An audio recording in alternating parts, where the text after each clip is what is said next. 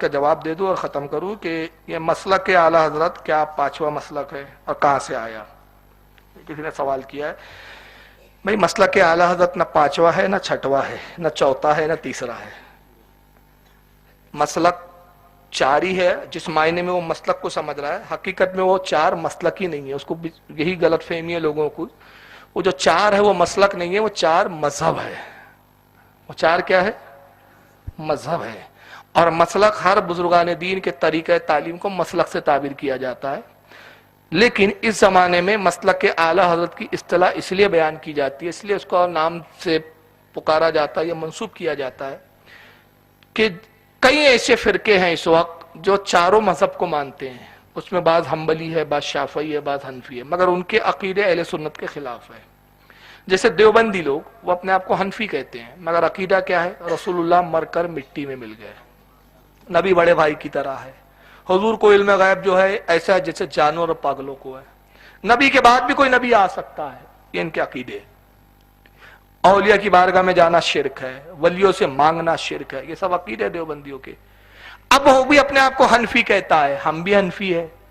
کیسے امتیاز ہو کہ کون سا حنفی بھائی؟ جو نبی کو زندہ مانتا ہے وہ، یا جو نبی کو مردہ مانتا ہے وہ؟ کون سا حنفی بھائی؟ حنبلیوں میں آ جائیے، حنبلیوں میں فرقہ مجسمیہ کے عقائد کے قائل ہے، وہ جو اللہ کے جسم کے قائل ہے، جس کا بانی ابن تیمیہ ہے۔ آج سعودیہ میں جو نجدی جو لوگ ہیں وہ غیر مقلد نہیں، حقیقت میں ہندوستان کے غیر مقلد ہے جو وہابی ہے، وہاں کے حنبلی ہے، مگر عقیدہ ان کا بہت گندا ہے۔ معاذ اللہ کہتے ہیں اللہ کا جسم ہے، ہاتھ ہے، پیر ہے، کان ہے، ناک ہے، اور اللہ اپنے جسم کے ساتھ، اپنے وجود کے ساتھ عرش کے اوپر بیٹھتا ہے اور عرش سے اترتا ہے۔ ان کی کتابوں میں بھرا پڑا ہے، میرے پاس کتابیں بھی یہاں موجود ہے، لیکن اب وقت نہیں ہوتا دکھانے کا۔ بلکہ یہ قاسم نانوتوی دیوبند کے، ان کے بارے میں یہاں تک لکھا ہے، کتاب رکھی ہے سوانح قاسمی جلد اول، کہ مولانا قاسم نانوتوی اللہ کی گود میں بیٹھا کرتے تھے۔ تو یہ اللہ کے جسم کو مانتے ہیں، اور اہل سنت کا عقیدہ اللہ جسم سے پاک، جسمانیات سے پاک، حدوں سے پاک، حدود سے پاک، لمٹ سے پاک، اعضاء سے پاک۔ تو ہمارا یہ عقیدہ اللہ کے بارے میں۔ تو کون سا حنبلی بھائی؟ اللہ کے جسم ماننے والا حنبلی، یا اللہ کو جو جسم نہیں مانتا وہ حنبلی؟ شیعوں میں، پھر شافعیوں میں تفضیلی فرقہ ہے، وہ شافعی بولتے ہیں اپنے آپ کو، امام شافعی کے طریقے پہ نماز پڑھتے ہیں، رفع دین وغیرہ سب کرتے ہیں، مگر عقیدہ کیا ہے؟ ابو بکر صدیق سے افضل حضرت علی ہے۔ نعوذ باللہ بعض اس میں اتنے غلو کرتے ہیں کہ نازبی اور کہتے ہیں کہ نعوذ باللہ حضرت علی تو ایمان پر ہی نہیں ہے، علی نے کفر کر دیا۔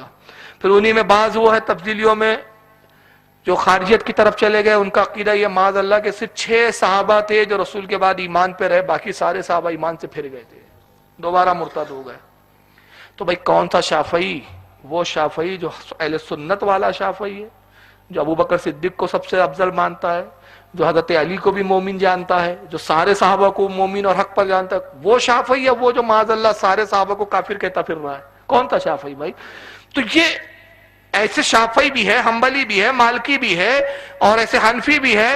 تو اس سے اپنے آپ کو امتیاز کے لیے، الگ کرنے کے لیے اس زمانے میں علماء نے اس بات پر اجماع کیا کہ جب ہم کہتے ہیں مسلک اعلیٰ حضرت کا ماننے والا، تو سمجھ میں آ جاتا ہے یہ حنفی وہ ہے جو مسلک حضرت کو مانتا ہے، یعنی نبی کو مردہ نہیں مانتا، یہ نبی کو اپنے بھائی کی طرح نہیں کہتا۔ یہ حقیقی اہل سنت ہے، یہ امتیاز کے لیے۔ اور اگر آپ میری ان باتوں سے مطمئن نہ ہو تو میں بھی آپ کو ایک دلیل سے بہت آسانی سے مطمئن کر دوں گا انشاءاللہ۔ یہ اصل میں کچھ فتین قسم کے لوگ شبہات پیدا کرتے ہیں ذہنوں میں کہ پانچواں کہاں سے آیا، چھٹا کہاں سے آیا۔ ان بیچاروں کو یہی نہیں معلوم کہ اعلیٰ حضرت خود مقلد ہے، مجتہد نہیں ہے، اور مذہب کے لیے مجتہد فی مذہب ہونا چاہیے۔ اعلیٰ حضرت مجتہد فی المذہب نہیں ہے، مقلد حنفی ہے۔ ان کی مہر جو دستخط کرتے تھے، جو مہر فتوے پہ لگاتے تھے، اس پہ صاف لفظوں میں یہی لکھا ہوتا تھا، آپ ان کے فتاووں میں جا کے دیکھ لیں، یہی دستخط ملیں گی آج بھی سارے فتح رضیہ میں، جگہ جگہ یہی دستخط، کیا؟ محمدی، سنی، حنفی، عبد المصطفیٰ احمد رضا خان، یہ ان کی مہر تھی۔ سبحان اللہ۔ تو اس میں خود اعلیٰ حضرت کہہ رہے ہیں میں محمدی ہوں، سنی ہوں، حنفی ہوں، اور پوری زندگی فقہ حنفیہ کی خدمت کی انہوں نے۔ تو اعلیٰ حضرت کوئی مجتہد فی المذہب نہیں ہے کہ ان کی تقلید کی جاتی ہو، حنفیوں کے ہی بزرگوں میں سے ہے، حنفی کہتے تھے لیکن امتیاز کے لیے۔ اب آئیے میں ایک دلیل دے دیتا ہوں۔ یہ شعر کس کا مشہور ہے ذرا سنا بتائیے، میں ایک شعر پڑھتا ہوں، بڑا پڑھا جاتا ہے، شاہ است حسین، کس کا ہے؟ خواجہ غریب، مانتے ہیں آپ سب؟ اور وہ بھی مانتے ہیں جو پانچواں بول کے چڑھا رہے ہیں ہم کو، وہ بھی مانتے ہیں نا. چلیے اب یہ شعر تو آپ نے پہچان لیا کس کا ہے. اب آگے ذرا یہ دلیل سن لیجیے آپ، اور ایک سوال کا جواب دے دیجیے کہ اللہ کے نزدیک دین کیا ہے؟ ہاں، دین اسلام. ماشاء اللہ. اللہ کے نزدیک دین کیا ہے؟ اسلام. قرآن میں ہے نا، اللہ فرماتا ہے ان الدین عند اللہ الاسلام. اللہ کے نزدیک کوئی دین ہے تو وہ کیا ہے؟ اسلام. تو یہ تو اللہ فرما رہا ہے کہ دین اسلام ہے. کون کہہ رہا ہے؟ رسول نہیں، اللہ. اللہ سے بڑی بات کسی کی اب نہیں ہوتی. اللہ کہہ رہا ہے دین اسلام. مگر خواجہ غریب نواز کیا کہتے ہیں؟ شاہ است حسین، بادشاہ است حسین، دین است حسین. کیا بات ہے، کیا بات ہے. حسین بادشاہ ہے، حسین شہنشاہ، حسین دین ہے. دین است حسین، حسین دین ہے. تو ذرا لگائیے خواجہ غریب نواز سے فتویٰ. غریب نواز دین تو اسلام ہے، آپ نے حسین پاک کو دین کیوں کہہ دیا؟ حسین کب سے دین ہو گئے؟ تو غریب نواز کہیں گے پاگل کہیں گے تو سمجھا نہیں. ارے دین کو حسین اس لیے کہا کہ دین تو اسلامی تھا مگر یزید نے تباہ کر دیا تھا، یزید نے دین کا حلیہ بگاڑ دیا تھا. حسین نہ ہوتے تو دین نہ بچتا. حسین نے دین بچایا تو میں نے دین کی نسبت حسین کی طرف کی. تو ہم نے وہیں سے تو لیا کہ جب مسلکوں کے حلیہ بگاڑے جا رہے تھے تو اعلیٰ حضرت نے مسلکوں کو بچایا تو مسلکوں کی نسبت اعلیٰ حضرت کی طرف کر دی. سبحان اللہ، سبحان اللہ. نعرہ تکبیر، نعرہ رسالت، جشن عید میلاد النبی، جشن 11ویں شریف، مسلک اعلی حضرت، مسلک اعلی حضرت. نعرہ تکبیر. تو اگر مسلک اعلی حضرت بدعت ہے تو پھر دین است حسین کہنا بھی بدعت ہے. مگر یہاں تو ہم مجرم ہیں کیونکہ اعلی حضرت نے خود نہیں کہا مسلک اعلی حضرت، تو ہم کہہ رہے ہیں اپنا ایمان بچانے کے لیے. مگر دین تو غریب نواز نے کہا ہے حسین کو. وہاں بڑا مسئلہ ہو جائے گا فتویٰ لگاتے وقت، اور وہاں فتویٰ لگاؤں گے تو تمہارا ایمان بچے گا کیا؟ نہیں بچے گا نا. جو عطائے رسول پہ فتویٰ لگا ہے اس کا کیا بچے ہونے والا ہے؟ برتا نکل جائے گا اس کا. تو اس پر بہت دلائل ہے لیکن ابھی میرا موضوع نہیں ہے. آپ دو دلیلیں آپ کے سامنے مختصر رکھ دی. اس بنیاد پر ہم اپنی پہچان کے لیے، اور یہ کوئی پہلا واقعہ نہیں ہے، کوئی پہلا موقع نہیں ہے، ہر زمانے میں جب علماء کی طرف دین و مسلک کی نہیں گئی. مثال کے طور پہ حضرت امام ابو الحسن اشعری بہت بڑے عقائد کے امام گزرے. ان کے زمانے میں بہت باطل عقیدے پیدا ہوئے جس میں فرقہ مجسمیہ تھا جو اللہ کا جسم مانتا تھا. انہوں نے اس کا رد کیا. تو اس زمانے میں سچا مسلمان اس سے سمجھا جاتا تھا جو کہتا تھا میں مسلک اشعری پر ہوں. تو کہا جاتا تھا ہاں یہ سچا صحیح سنی مسلمان ہے. امام ماتوریدی رحمت اللہ علیہ بہت بڑے امام گزرے تو توریدی کہتے تھے لوگ. مجدد ثانی کے زمانے میں مجددی کہتے تھے. شاہ عبدالعزیز کے زمانے میں شاہ ولی اللہ کہتے تھے. تو ہر زمانے میں نسبتیں رہی بزرگوں کی طرف. دین کی پہچان بزرگان دین ہر زمانے میں رہے، بلکہ صحابہ کے زمانے میں صحابہ رہے. جب خارجیوں کا فرقہ نکلا، عبداللہ ابن جابر کہتے ہیں کہ خارجیوں کو ہم پہچان نہیں پاتے تھے. خارجی بھی نماز پڑھتے تھے، عبادت بھی کرتے تھے، ہم سے زیادہ بڑے عبادت گزار ہوتے تھے، لیکن ہم پہچان نہیں پاتے تھے کہ خارجی کون ہے. اور خارجیوں کا عقیدہ کیا تھا؟ اہل بیت کو کافر کہتے تھے معاذ اللہ.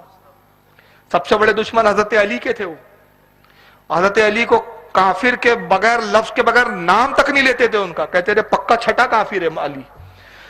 تو صحابہ کرام کہتے تھے کہ ہم کیسے پہچانے؟ تو ہم نے ایک طریقہ نکالا، اور طریقہ یہ نکالا کہ جس شخص کے اوپر ہمیں ڈاؤٹ ہوتا کہ یہ خارجی تو نہیں، ہم اس کے سامنے علی کا ذکر کرتے، چہرے پہ خوشی آتی، سمجھ لیتے کہ یہ اہل سنت سے ہے، ہم میں سے ہے. اور چہرے کا جغرافیہ بگڑ جاتا، آپ سمجھ لیتے خارجی ہے. تو دین کی پہچان کون بنا؟ کون بنا؟ علی. جہاں علی ہے وہاں دین ہے. اور آئیے ایک اور مثال دوں. حضرت حذیفہ ابن یمان چلے لو قدر صحابی ہے. رسول اللہ نے انتقال کے قریب ان کو بلایا. ابن کثیر نے لکھا اپنی تفسیر میں اس کو، وہابیوں کا امام ہے بہت بڑا. یہ ہمارے اہل سنت کے حدیثوں کی کتاب میں تو ہے، ابن کثیر نے بھی لکھا. حذیفہ کو بلایا. سرکار نے کہا حذیفہ تجھے سارے منافقوں کے نام بتا دیتا ہوں. دیکھ فلاں ابن فلاں منافق ہے، فلاں ابن فلاں منافق ہے. مدینے میں جتنے منافق تھے سب کے نام بتا دیے. حذیفہ باہر آئے تو صحابہ نے گھیر لیا. کہا حذیفہ رسول اللہ نے بڑی دیر تک تم سے سرگوشی کی، کان میں بہت دیر تک بات کی. کیا کہا حضور نے؟ کہا حضور نے مجھے سارے مدینے کے منافقوں کے نام بتا دیے، ان کے باپ داداؤں کے نام، ان کے قبیلوں کے نام. باخدا میں ہر منافق کو ایسے جانتا ہوں جیسے بیٹا اپنے باپ کو جانتا ہے. کہا حذیفہ ہمیں بھی بتاؤ. کہا مجھے اندیشہ ہے کہ اگر میں منافقوں کے نام ظاہر کروں تو فتنہ کھڑا ہو جائے گا، یہ سارے منافق میرے دشمن بن جائیں گے، مجھے قتل پہ آبادہ ہو جائیں گے. تو حضرت عمر نے کیا کیا؟ کہا اچھا حذیفہ نہیں بتاتے ہو؟ دیکھو پھر میں بھی اپنے نام کا عمر نہیں، اگر میں بھی نہ جان لوں کہ کون منافق ہے۔ حضرت عمر نے کیا طریقہ ایجاد کیا؟ جب ان کا دور خلافت آیا تو مدینے میں جب بھی کوئی مرتا تو جنازہ لایا جاتا مسجد نبوی کے پاس، اور رواج اور دستور یہ تھا کہ وقت امیر المومنین ہی نماز جنازہ پڑھائے۔ لوگ آتے کہتے فاروق اعظم سے امیر المومنین آئیے نماز جنازہ پڑھا دیجئے، تو آپ فرماتے حذیفہ ہے نماز جنازہ میں، حذیفہ ہے شریک؟ لوگ کہتے ہے، آپ آتے نماز پڑھاتے اور کہتے نہیں ہے، تو کہتے اب میں نہ پڑھاؤں گا، مجھے ڈر ہے منافق نہ ہو۔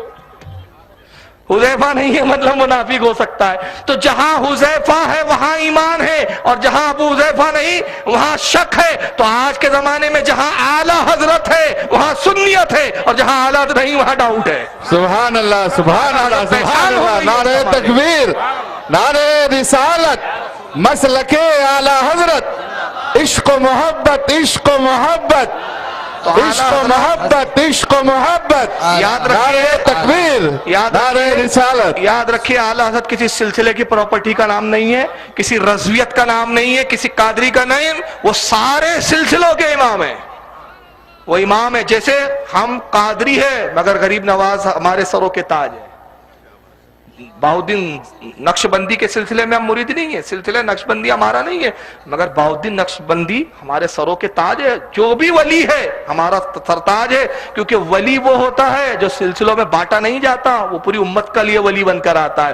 اعلیٰ حضرت امام بن کر آئے، پوری امت کے امام ہے، یہ سلسلوں کے امام تھوڑی ہے۔ لوگ سمجھتے رضویوں کے امام ہے، یہ سب سے بڑی غلط فہمی ہے ان کی۔ آپ کسی بھی سلسلے میں رہیے، آپ قادری رہیے، چشتی رہیے، نقشبندی رہیے، اشرفی رہیے، آپ آسوی رہیے، جو سلسلے میں آپ کو رہنا رہیے، مگر عقیدے کی جب بات آئیں گی تو عقیدہ اہل سنت کی پہچان مسلک کے اعلیٰ حضرت۔ اللہ تعالی ہم سب کو توفیق عطا فرمائے۔ وما علینا الا البلاغ المبین۔ السلام علیکم۔